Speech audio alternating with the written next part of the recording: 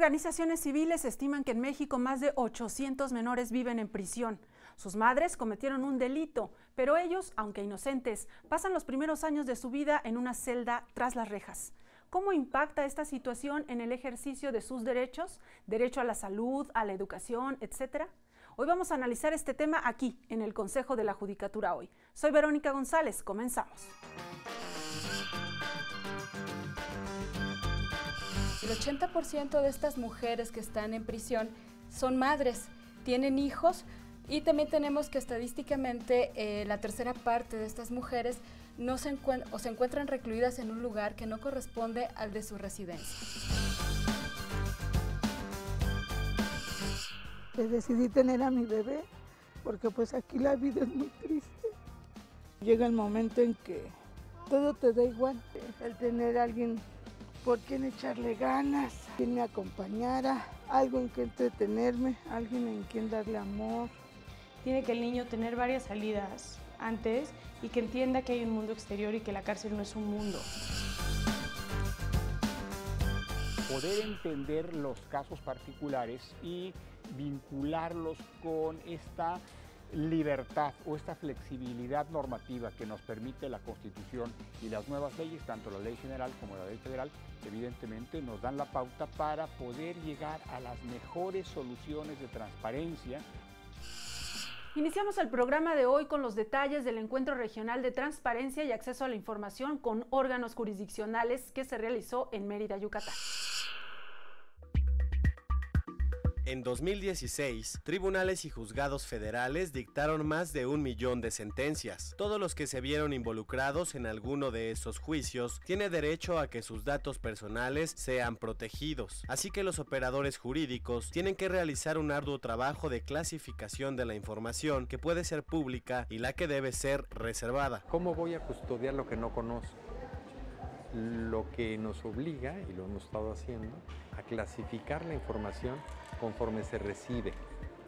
Por ejemplo, el glosar dentro de un expediente una información que es delicada, que es sensible, puede llevar a un error y que ésta trascienda a alguna persona, se le entregue quien no debe de acceder a ella. El acceso a la información que generan las instituciones públicas se rige por el principio de la máxima publicidad, pero en ciertos casos se puede reservar para proteger otros derechos. La clasificación es el proceso mediante el cual nosotros, como sujetos obligados por la ley, Poder Judicial de la Federación, tenemos que decir si una información que es pública en principio, tenemos que reservarla, porque está pugnando con una de las excepciones a la publicidad de esa información. Por ejemplo, que se ponga en peligro la seguridad nacional, que se ponga en peligro una investigación, que se ponga en peligro la vida de una persona, etcétera.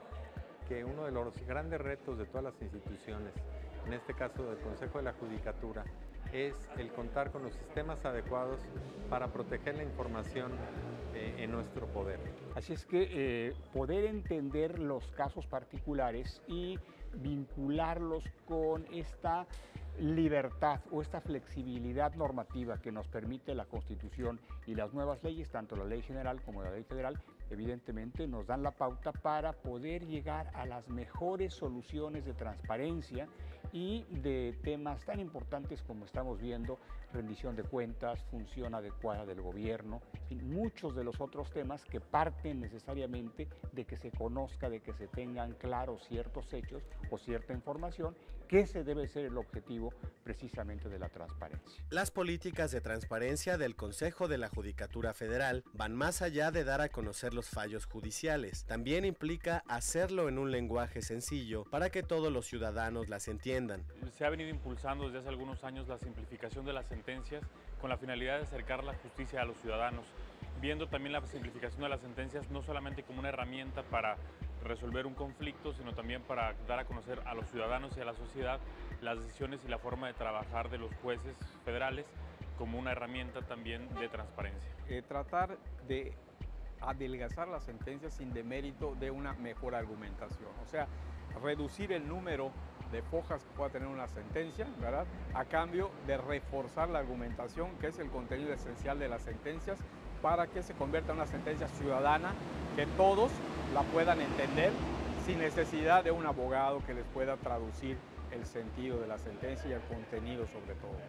Como sujeto obligado, el Consejo de la Judicatura Federal cuenta con una instancia ejecutiva de transparencia. Esta área realiza acciones para dar máxima publicidad a la información administrativa y jurisdiccional, garantizando así el derecho de acceso a la información y protección de los datos personales. El Consejo de la Judicatura hoy, Emanuel Saldaña. Bien, y en otros temas le comentaba al inicio del programa que de esta preocupante situación en la que están niños que viven en prisión debido a que su mamá está cumpliendo una pena, invitamos a la jueza Marisol Castañeda Pérez para hablar precisamente sobre este tema. Jueza, bienvenida. Gracias, Verónica. Bien, pues para hablar sobre los derechos de estos niños que viven en esta situación, yo creo que es primero muy importante conocer la situación de las madres. En estos momentos, ¿qué es lo que nos puede comentar de lo que sucede al interior de un reclusorio de mujeres? Bueno, Verónica, primero tendríamos que comentar que desafortunadamente a nivel mundial el índice de mujeres que cometen delitos se ha ido acrecentando. En nuestro país sucede una cosa muy curiosa. Debido a la estigmatización que se ha hecho del rol de las mujeres, tendemos a ser siempre muy protectoras, ¿no? Entonces, sucede que la mayoría de estas mujeres que cometen algún delito lo hacen por solidaridad con sus parejas, con sus hermanos, con sus hijos, con sus familiares, hasta con un amigo. Insisto, por este rol de proteccionismo que se ha malentendido, ¿no? Malentendido y impuesto a las mujeres, ¿no? En nuestro país tenemos que el 80% de estas mujeres que están en prisión son madres, tienen hijos. Y también tenemos que estadísticamente la tercera parte de estas mujeres se encuentran recluidas en un lugar que no corresponde al de su residencia. ¿Por qué? Porque también ocurre un fenómeno muy curioso. El delito que mayormente cometen las mujeres es contra la salud. Entonces, ¿qué pasa? Son en buena parte utilizadas para transportar algún tipo de narcótico y cuando son, pues ahora sí que detenidas en el momento en el que están cometiendo el delito, obviamente no están en su lugar de residencia. Y esto provoca además que cuando son recluidas, cuando ya están en una prisión preventiva o cumpliendo ya una condena, casi no sean visitadas. Esto también, por supuesto, impide la relación que deben tener con sus hijos, el cuidado de los mismos, etcétera. Esto con los niños que quedan fuera, digamos, ¿no? Con los que ya son mayores. Así es. Pero el tema del programa ahora es como qué es lo que sucede con los niños que están con ellas, ¿no? Y para hablar primero de sus derechos de estos menores, quisiera que dividiéramos la charla en dos. Primero, hablando un poco del marco jurídico internacional, qué garantías tienen ellos, qué derechos tienen ellos, y si te parece bien podemos empezar con la Convención Americana de los Derechos de los Niños. Por supuesto, para hablar de derechos humanos necesariamente tenemos que referirnos a la Convención Americana de Derechos Humanos, que si bien no aterriza derechos en específico de estos pequeños, sí podemos de ella desprender principios básicos, ¿no? Por ejemplo, tenemos el elemental, que tienen la obligación todos los estados de respetar los derechos humanos de todas las personas. Después tenemos una gama de derechos civiles y políticos, entre los que encontramos el derecho a la vida, a la libertad, a la dignidad, a la legalidad, etcétera. Y ya en concreto sobre nuestro tema, pues también tenemos la obligación de los estados de proteger a la familia como unidad esencial de la sociedad. Y también la obligación de los estados de proteger a los niños por su condición de menores. Esto en cuanto a este tratado. Y la Convención sobre los Derechos del Niño, ya en concreto, ¿qué es lo que les Esta Convención de los Derechos del Niño precisamente viene a complementar la Convención Americana de Derechos Humanos, y aquí sí ya vamos a ver. Ya ellos, ¿no? Exactamente, dirigida a los menores. Y entonces tenemos que hablar necesariamente de una premisa fundamental que se prevé en esta convención, que es el interés superior del menor. Ese eje sobre el que se debe guiar la actuación de todas las autoridades, ¿no? Antes de que nos menciones lo que dice la Convención, para quienes no están familiarizados con este tema del interés superior del menor, así muy breve, ¿qué es lo que debe entender la gente cuando dicen, se protegió el interés superior del menor? Te lo voy a decir muy sencillo para que todo el mundo nos entienda. Es adoptar una decisión de acuerdo con lo que más convenga al niño, de acuerdo con sus propias circunstancias, para que logre gozar de todos los derechos que consagra en su favor la Constitución, los tratados internacionales y que logre su pleno desarrollo. Y que sean todos los niveles de gobierno y en todas las decisiones, ¿no?, que tengan que ver con los niños. Jueza, vamos a hacer una pausa y de regreso nos habla sobre las reglas de Van Gogh, que también se refieren en particular a los derechos de los niños. Claro que sí. Vamos a la pausa, no le cambie, estamos en el Consejo de la Judicatura hoy. Regresamos. Se prevén un par de derechos para estas madres. El primero es que tengan su parto en un hospital, y el segundo, la exigencia que se hace a los estados de que tengan una guardería en el lugar de reclusión.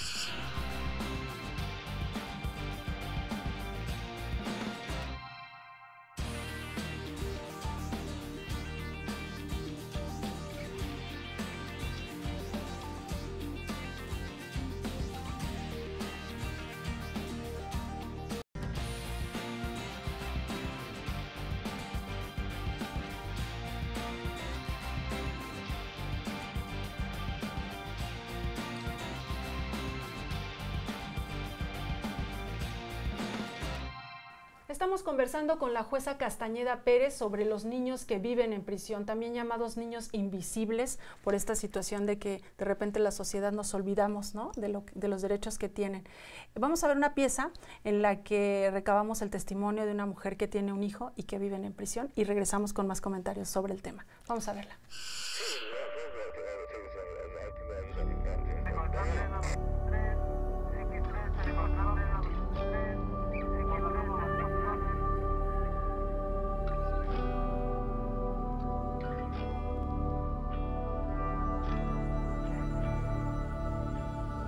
Cumplo 10 años detenida, todavía no estoy sentenciada.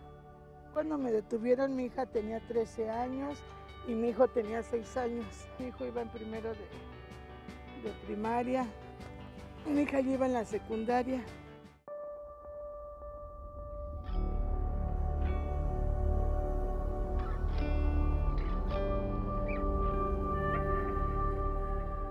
La mujer que llega a la prisión es una persona sola, porque la pareja normalmente la abandona. ¿Cómo evadir esta realidad en medio de la corrupción, la violencia y el olvido? Algunas encuentran el alivio dando vida a otro ser. Decidí tener a mi bebé porque pues aquí la vida es muy triste. Llega el momento en que todo te da igual. El tener a alguien por quien echarle ganas, quien me acompañara, tener una esperanza, algo en que entretenerme, alguien en quien darle amor. Por eso decidí tener un bebé aquí. La hija de María ya tiene 1 año y medio. Es de sonrisa fácil y muy observadora. Cuando se tira por la resbaladilla es fácil imaginarla en un parque, pero no, ella vive en el penal de Santiaguito, en el Estado de México. Y es muy inteligente porque aprende las cosas muy rápido. Me pongo a cantar con ella, ya sabe colorear, sí sabe muchas cosas ya.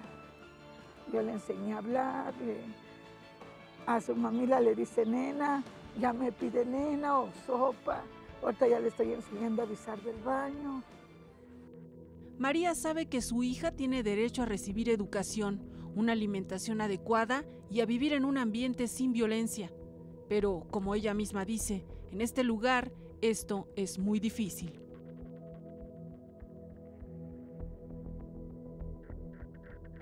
De repente sí es muy triste aquí, porque pues no viven muchas cosas.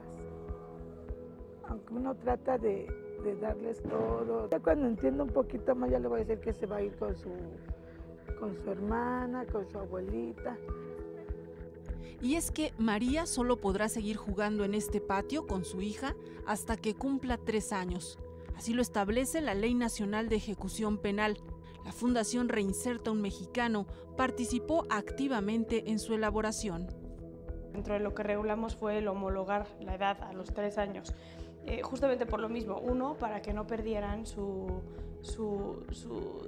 derechos, que no perdieran su oportunidad de un crecimiento y un desarrollo apto para su edad y que su condición de reclusión no vulnere su desarrollo. Es como todo, si tú le enseñas a cosas malas, va a aprender cosas malas, pero si tú le inculcas desde principio valores y todo eso, pues yo digo que no, Angélica ya sabe que no debe de decir groserías. Sé que se tiene que ir y estoy consciente. Sé que me va a doler, pero sé que también va a estar mejor allá afuera y que no debo de ser egoísta. La separación de un niño con su mamá es muy complicada. Entre más grande, peor, porque entienden los niños una realidad completamente distinta. Eso es un hecho. Tiene que ser trabajado previamente. Tiene que el niño tener varias salidas antes y que entienda que hay un mundo exterior y que la cárcel no es un mundo, sino que la cárcel es solamente una célula de una sociedad. Tienen que entender muy bien por qué la mamá no puede salir, que eso también explicarle a un niño de 4 o 5 años es muy triste. Es un problema que debe preocuparnos a los juzgadores, no tanto en el hecho mismo de juzgar, sino como una consecuencia. Saskia es psicóloga, Fernanda es abogada. Ellas saben que la cárcel no es la última parada de un delincuente y que si el Estado no los reinserta, tarde o temprano volverán a la vida que los originó. Y en ese trance, cientos de menores acompañarán a sus madres en prisión. Todos los niños tienen derecho a vivir en un entorno libre de violencia, a la alimentación, a la educación, a la familia, al juego. Tú como miembro de una sociedad involucrada y activa tienes que velar porque el acceso de estos niños a esos derechos sea en condiciones más o menos de igualdad. Por lo tanto, requieren de un trato diferenciado, ¿no? No vas a esperar que uno de estos niños acuda a la escuela normalmente. ¿Qué tienes que hacer? Bueno, llevar modelos educativos a los centros de reclusión para que ese derecho quede accesible para ellos, aún en sus circunstancias particulares. Sin embargo, esa situación se ve muy limitada por todas las carencias que viven dentro de la prisión y eso les obstaculiza en muchos casos el verdadero y real acceso a la justicia. Reinserta tiene estudios que documentan la existencia de 800 menores viviendo en prisión. Aunque celebran una ley que les brinda mayor protección, están conscientes de lo que hace falta. Es muy común en sistema penitenciario que se dé este peloteo en toda la gama de servicios y de derechos humanos que proveen las propias instituciones públicas, llámese salud, llámese educación, llámese lo que sea, ¿no? Dice, no es que le corresponda al sistema penitenciario, y el sistema penitenciario dice, sí, pero es que yo no tengo una partida presupuestaria para eso, ¿no? Y en el caso de los niños es muy evidente, estos niños, como ya lo mencioné, estos niños no forman parte del sistema penitenciario. Se están viviendo ahí, pero no son sujetos del sistema penitenciario, por lo tanto deben de tener la atención integral de manera coordinada e interinstitucional, así sea un niño o así sean 800, ¿no?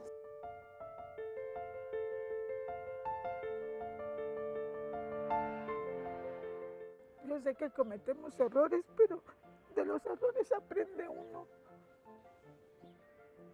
Y yo lo único que quiero es estar con mi hija, verla crecer y hacer una mujer bien de ella.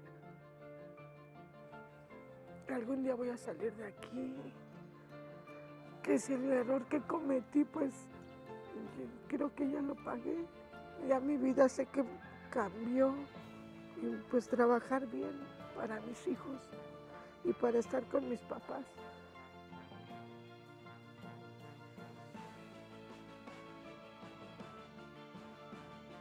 El Consejo de la Judicatura hoy, Verónica González.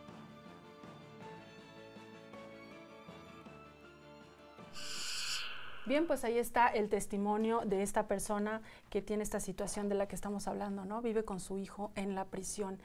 Jueza, ¿qué dicen las reglas de Van Gogh sobre los derechos de los niños? Bueno, primero es importante mencionar que las reglas de Van Gogh son complementarias de las reglas mínimas para el tratamiento de los reclusos. Y en estas reglas mínimas para el tratamiento de los reclusos también se prevén un par de derechos para estas madres. El primero es que tengan su parto en un hospital y el segundo, la exigencia que se hace a los estados de que tengan una guardería en el lugar de reclusión. Ya en las reglas de Van Gogh vienen aterrizados todos los derechos que se deben reconocer a las madres que están en prisión. Y entre estos sí ya encontramos la posibilidad de que ellas decidan qué va a pasar con sus hijos una vez que son recluidas. Es decir, si van a conservar la custodia de ellos en prisión o bien si van a dejarlos fuera y en custodia de quién, ¿no? Pero se establece principalmente que ellas van a decidir esta situación y que no sea una autoridad quien decida qué es lo que va a suceder. También se prevé la posibilidad de que ya no se les imponga una medida privativa de libertad necesariamente. Y en relación con los menores, por supuesto, ya se prevén derechos muy específicos, ¿no? Como su derecho a la salud, a la educación, a que cuando sean inspeccionados con dignidad, tanto los niños que están en prisión como los que van a visitar a sus madres. Y por supuesto, que esto es todo un gran tema eso, ¿no? Sí, cuando las van a ver y tienen que pasar por esas situaciones tan incómodas. Por esta situación de la inspección, pues la idea también es que el personal que realice esta inspección sea personal capacitado y que siempre haga esta revisión de una manera muy cuidadosa y muy digna tratándose de ellos, ¿no? También se prevé el derecho de estos niños a permanecer con su madre y a que cuando se determine esta situación, por supuesto se tome en cuenta su interés superior. También se prevé que en estos momentos en que la madre tiene que realizar otras actividades dentro del centro de reclusión, pues sean los momentos mínimos, ¿no? Para que el mayor tiempo posible se encuentre en posibilidad de estar al pendiente de sus hijos. Y el momento de la separación, porque tiene que llegar un momento en que si la condena de la madre es muy grande, que el niño salga de ese lugar, ¿no? Para esto también se establece el derecho de los menores a que por supuesto tomando en cuenta su interés superior, se haga un estudio sociológico, se den terapias a él, a su madre, y que se tome la mejor decisión del momento en el que se va a dar la separación. Y por supuesto que ya se haya tomado una medida alterna de quién va a tener su custodia. El tema de la separación, la verdad es que es un tema muy difícil, y yo considero que no podemos establecer una regla matemática, ¿no? ¿Por qué decir que a los 3 años, si no a los 3 años un día, 3 años un mes, siempre? Y esto es lo que ahora establece la nueva Ley Nacional de Ejecución Penal, ¿no? Sí, 3 años. Así es, tenemos una nueva Ley de Ejecución Penal que establece que los niños deben permanecer con su madre hasta los 3 años, con alguna que otra salvedad, pero yo considero que tratándose de esta situación tan delicada, siempre debe tenerse en cuenta el interés superior del menor y sobre esa base ya tomar una decisión. Cuando se resuelven los casos y los juzgadores tienen el caso concreto, ¿sí hay posibilidad de que tomen una decisión como no tan apegada o tan estrictamente apegada a la ley? Sí, por supuesto, tenemos la obligación además, a partir de la reforma constitucional de 2011, todos los operadores jurídicos tenemos la obligación siempre de interpretar las normas de acuerdo con la convención o bien con la Constitución. La interpretación conforme, que es lo que así se le conoce, la interpretación conforme de las normas de acuerdo con los tratados internacionales y con la Constitución. Entonces, si estamos viendo que en un tratado internacional se prevé esta situación, pues se tiene que tomar la mejor decisión atendiendo al interés superior. Entonces sí puede haber un caso concreto en el que se diga no, en esta ocasión o en este caso en particular no conviene, que aunque la ley dice que sean 3 años, que se separe. Haciendo un control de convencionalidad y de constitucionalidad, por supuesto que creo que sí se puede hacer. Hay otra herramienta en cuanto a tratados internacionales que son las reglas de Tokio.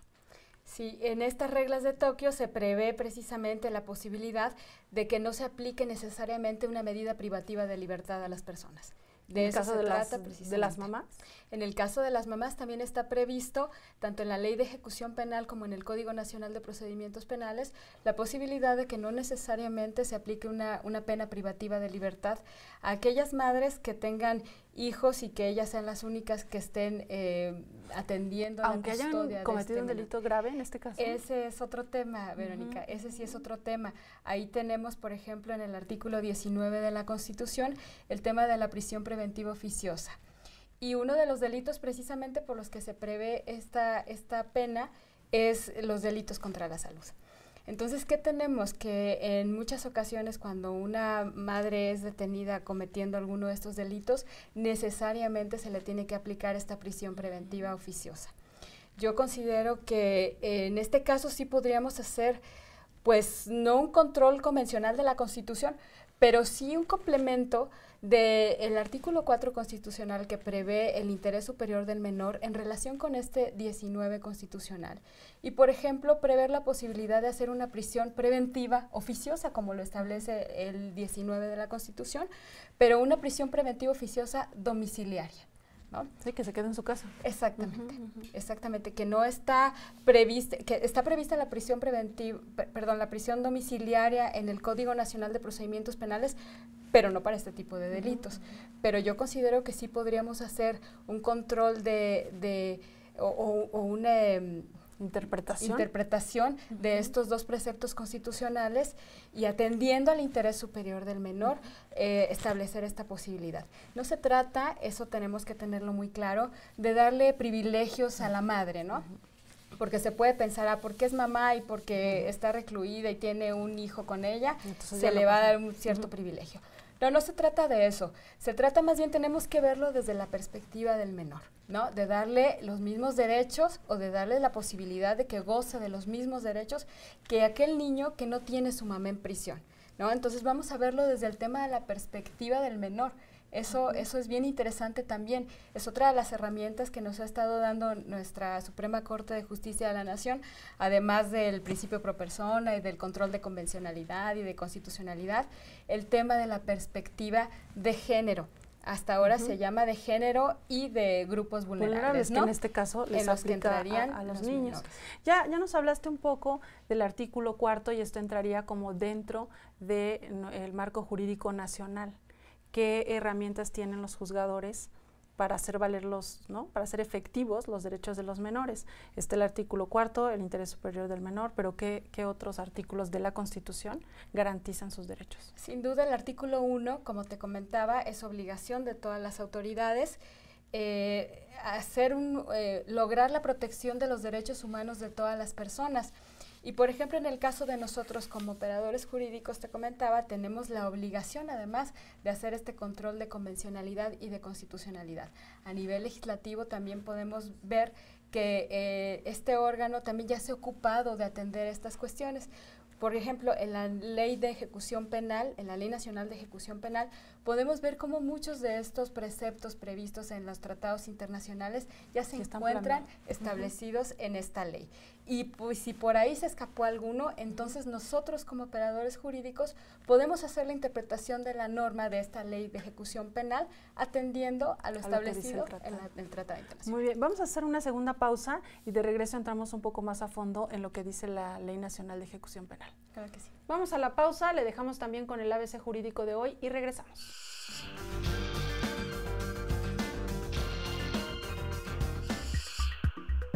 Cuando la Suprema Corte determina en 2 juicios de amparo indirecto consecutivos que una norma general es inconstitucional, debe informarlo a la autoridad que expidió dicha norma. Si después de 90 días el Poder Legislativo no la modifica o deroga, la Suprema Corte emite la llamada Declaratoria General de Inconstitucionalidad. Esta resolución debe ser aprobada por el Pleno del máximo tribunal por mayoría calificada de 8 votos. En la Declaratoria General de Inconstitucionalidad se establece la fecha en que surte efecto la invalidez de la norma y los alcances y condiciones de la misma. Es obligatoria para la resolución de todos los juicios a nivel federal y en ningún caso no puede modificar el sentido de la jurisprudencia que le da origen. Los niños cuando no conocen o cuando no saben cuáles son las circunstancias que realmente están sucediendo, suelen echar a volar su imaginación y a combinar la imaginación con la realidad.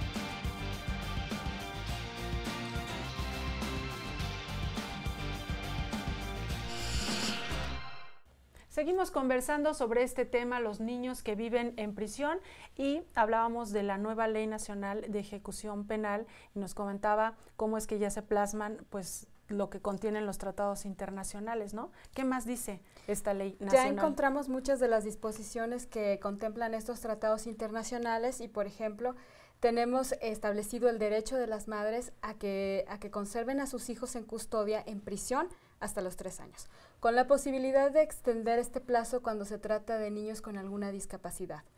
También tenemos contemplado el derecho a estas mujeres a que no sean, a que no se les sea impuesta como sanción el aislamiento cuando tienen con sus hijos con ellas. También a que no se les aplique una medida de coerción en el periodo anterior al parto, en el propio parto y en el periodo inmediato posterior. También se prevé los derechos de los niños a que tengan educación, una salud especializada con una atención de un pediatra y también que se les dé la alimentación adecuada. También se prevé el derecho de estos menores a que puedan salir del centro de reclusión, hacer visitas a sus familiares que están fuera del centro y también a que realicen actividades externas. Pero muy importante, Verónica, es que también establece que en todas las decisiones la autoridad penitenciaria tiene que tener en cuenta el interés superior del menor, el principio pro persona y además siempre tener la idea de que todos los niños son titulares de derechos. También se prevén derechos para los niños que están fuera de la prisión y que van a visitar a sus madres.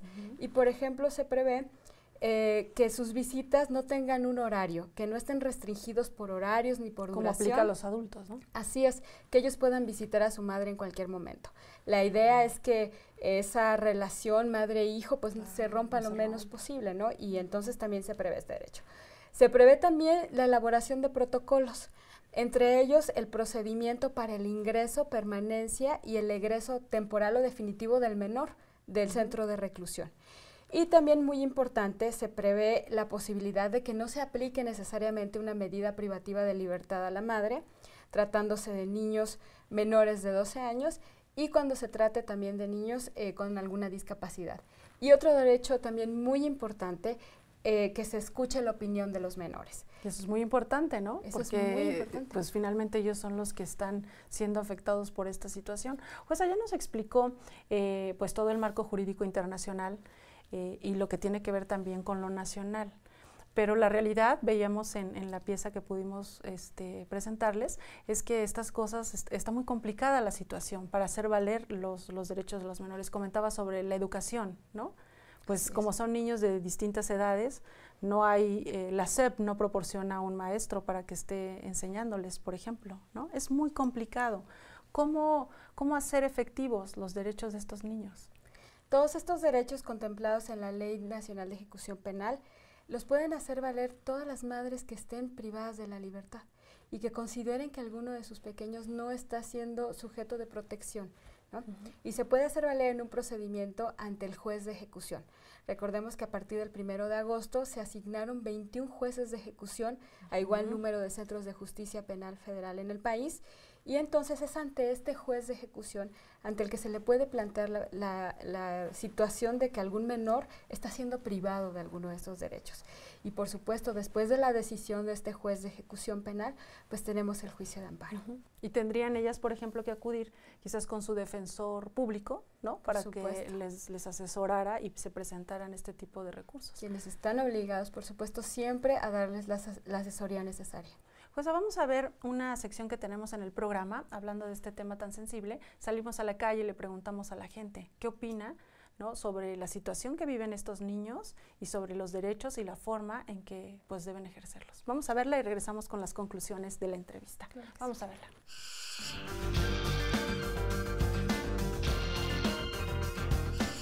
Pues en primera lugar en donde están, en segunda también todo lo que ven, todo eso se les va quedando y más ellos que apenas van para arriba.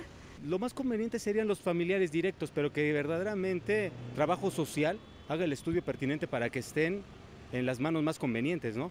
Porque si al final de cuentas llegan a estar en peores circunstancias que ni siquiera estando con la propia madre dentro de la prisión, pues sale peor. Creo que es el peor ambiente, ¿no? Para poder estar, es que ahí vienen dos vertientes. Una, pues separarlos de la madre como que no, y el lugar sí es completamente inapropiado, no sé, debería de haber tal vez una guardería especial, no sé si exista, no sé si tienen acceso a educación, a una alimentación correcta, Pues igual con sus familiares. Es que de cualquier forma es feo. Sí, el ambiente sin una familia, a lo mejor y sin una mamá, pues sí está muy duro.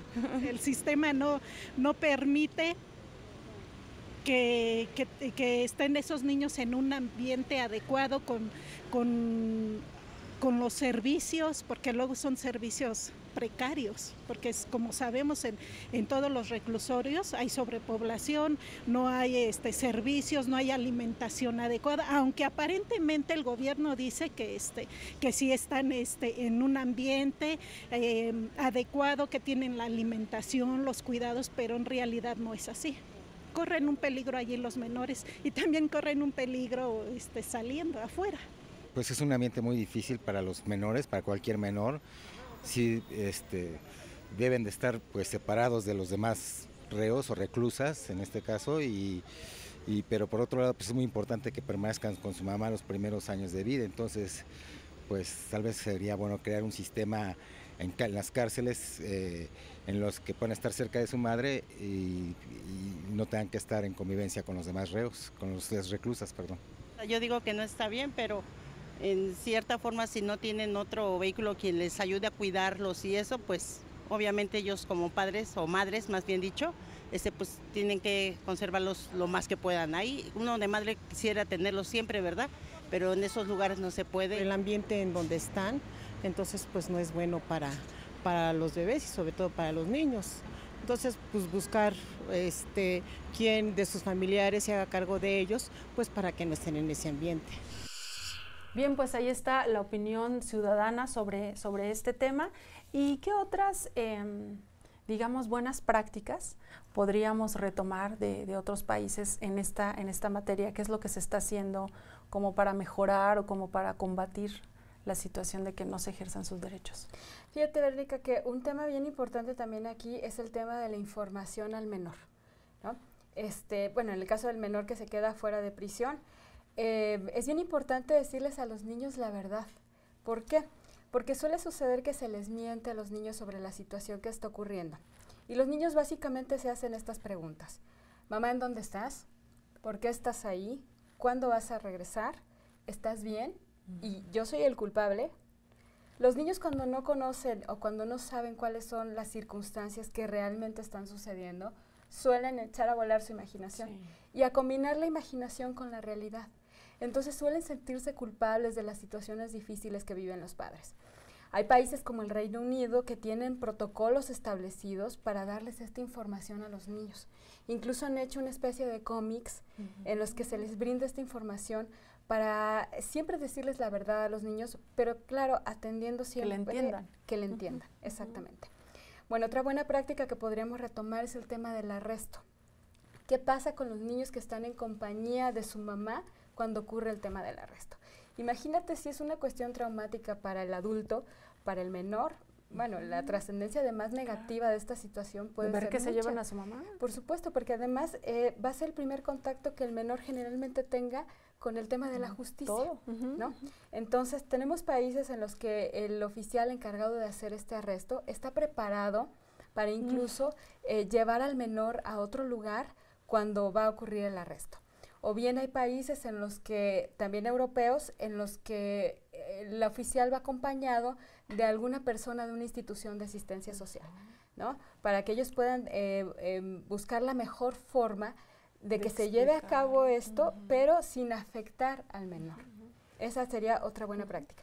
El tema de tomar en cuenta el interés, la opinión de los menores en el dictado de la sentencia y, por supuesto, como ya te había comentado, la posibilidad de que no se imponga necesariamente una medida privativa de libertad a esa madre en todos los supuestos. En Italia, por ejemplo, una madre embarazada o con niños a su cargo menores jamás puede estar en reclusión, en ningún supuesto. Entonces, te decía, en el caso de nuestro país, el tema de la prisión preventiva oficiosa, bueno, creo que lo podemos combinar con el interés superior del menor. Ahí sería como el gran tema, ¿no? La prisión preventiva. ¿Cómo se preparan ustedes los juzgadores, considerando pues estas buenas prácticas que señalabas, ¿no? La capacitación del policía, pero cuando ya el asunto está, ellos ya están en prisión y tienes este juez de ejecución penal, ¿cómo se sensibiliza también para pues para proteger los derechos del menor. Concientizándonos, Verónica, y de verdad aprovechando estas herramientas tan importantes que nos brinda la Suprema Corte de Justicia de la Nación, el Consejo de la Judicatura Federal, cuando nos invitan a venir a trabajar en todos estos congresos de perspectiva de género y de apoyo también a grupos vulnerables, cuando nos dan estas herramientas para hacer el control de convencionalidad y para hacer siempre efectivo el principio pro persona. Créeme que muchos de mis compañeros me han comentado que justo cuando tienen el asunto enfrente, sí se ponen desde la perspectiva del menor, ahora sí que a defender los derechos de estos pequeños. Sabemos que eres integrante de la Asociación Mexicana de Juzgadoras, tienen diversas actividades y en el caso de grupos vulnerables y de los niños, ¿qué acciones ustedes llevan a cabo como para pues contribuir un poco a la cultura de la legalidad, a proteger sus derechos? Nosotras como asociación nos regimos por dos ejes principales. Primero surgió como la defensa a la no discriminación de las mujeres dentro del Poder Judicial Federal y después, como bien lo dijiste, la protección a los grupos vulnerables. Entonces, constantemente estamos haciendo talleres, conferencias, invitamos a toda la sociedad a que vengan a participar con nosotras. Desde el año pasado estamos haciendo una actividad muy bonita en todo el país, en el que invitamos a la Casa de la Cultura Jurídica, a toda la sociedad, a que vengan a escucharnos, a hablar sobre sentencias de perspectiva, ¿no? Y por supuesto, dentro de estas sentencias de perspectiva tenemos muchas que se refieren al caso de los menores. Hemos tratado de difundir la igualdad ante todo de todas las personas, incluyendo por supuesto de los menores. Y tuvieron hace poco un evento como de cuentacuentos, ¿no? Para hablar sobre los derechos de los menores. Muy bonito, para que ellos también entiendan desde su perspectiva que ellos tienen derechos. Finalmente, a manera de conclusión, me gustaría que nos expusieras cuáles serían como los focos rojos, en este caso, dónde deberíamos como sociedad poner nuestra mirada para la situación de los niños en prisión, en cuanto podría ser en el derecho a la salud, el derecho a la educación. Pues sin duda, todos son muy importantes. Yo entiendo que estamos avanzando, ¿no? Ya el tema de haber introducido la exigencia de que volteemos a ver todos los derechos contenidos en los tratados internacionales y en la Constitución ya es un avance. Que estén reflejados en la Ley de Ejecución Penal también ya es un avance, pero en la práctica entiendo que todavía estamos avanzando, ¿no? La idea es que desde nuestra trinchera, que es los juzgados, pues podamos siempre tener en cuenta todo esto y hacer valer los derechos de los menores desde nuestro lugar. Bien, jueza Marisol Castañeda, muchas gracias por habernos acompañado en el programa de hoy. Gracias a ustedes. Usted no se vaya porque tenemos todavía información. Regresamos con más. Antes le dejamos con el comentario de un especialista a propósito del centenario de la Constitución de 1917. Regresamos.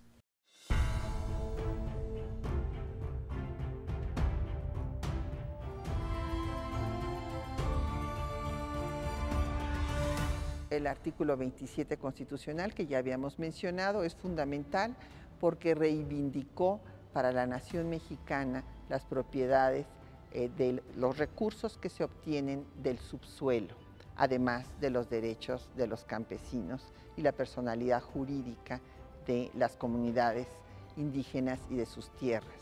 Y el artículo 123 pues retoma todo lo que había planteado el programa del Partido Liberal en 1906, derecho de huelga, de asociación y para las mujeres trabajadoras la posibilidad de no tener ningún trabajo físico 3 meses antes del parto y 1 mes de descanso obligatorio. Como ustedes ven, fue una de las, en su momento, constituciones más avanzadas del mundo en esta materia y la que inauguró a un Estado benefactor y al constitucionalismo social.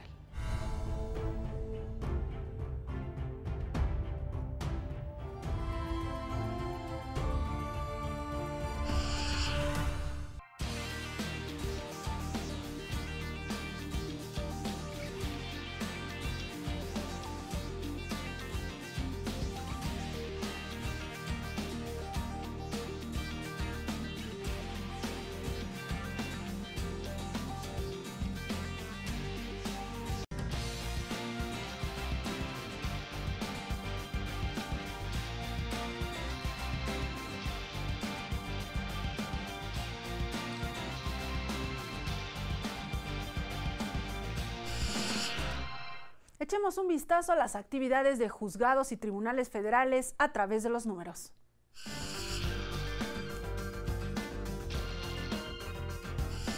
Los tribunales unitarios de circuito iniciaron el mes de mayo de 2017 con una carga de trabajo de 5.177 expedientes. A estos asuntos se le sumaron 2.855 más. Del total de 8.032 asuntos, se resolvieron 2.985. Del total de asuntos en los tribunales unitarios de circuito, 1.154 correspondieron a trámites de amparo indirecto. En el mes de mayo ingresaron 455 juicios para sumar 1.609, de los cuales se resolvieron 463. En el quinto mes de 2017 también fueron presentadas 3.899 apelaciones ante los tribunales unitarios de circuito. Ingresaron 2.171 para alcanzar un total de 6.070 apelaciones. Al finalizar el mes fueron resueltas 2.282.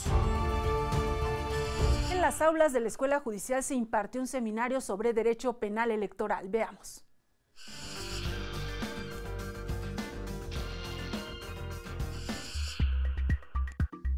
Con el objetivo de fortalecer los conocimientos sobre el sistema penal acusatorio desde un enfoque de derechos fundamentales, se inauguró el seminario sobre Derecho Penal Electoral. Organizado por el Instituto de la Judicatura Federal y la FEPADE, se busca que desde el ámbito ministerial y judicial se cuenten con las herramientas para de manera conjunta ir mejorando legalmente la calidad de la democracia en México. En el derecho electoral la única constante es el cambio.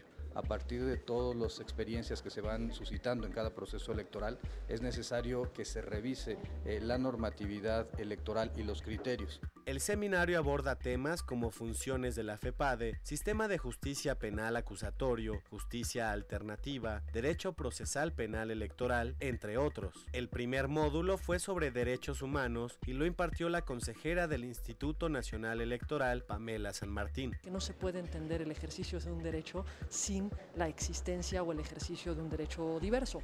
Pongo un ejemplo en materia electoral.